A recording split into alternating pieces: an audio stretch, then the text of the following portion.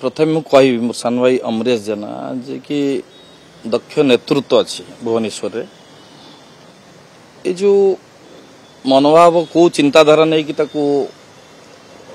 आमर state council बाद पकेले मु जानी ना किंतु आमे गोटे कथा कहू आमे गोटे श्रृंखलित सभ्य हिसाब से आज पर्यंत दल को सम्मान दे आसीचु दलीय कार्य सामिल होइचु दलर जेकोसी निर्देश रही आम मानिचु किंतु आज जो कार्य करुछंती जो माने भी करुछंती से हारी नेता हंतु कि तांको प्ररोचना भी हो ये कार्यक्रम जो हाथ को नौछंती जो बाद पकाउछंती केवल सी नुहे बहुत युव नेतृत्व को हताश करछंती। तेणु मु गोटे कथा कहवा को चाहे जदि ये संगठन मजबूत करिवार अछि ये संगठन को आगु को नबार अच्छी ताले युव नेतृत्व को प्राधान्य दबार अच्छी। युव नेतृत्व को बाद पकेले संगठन चलिबो नाही।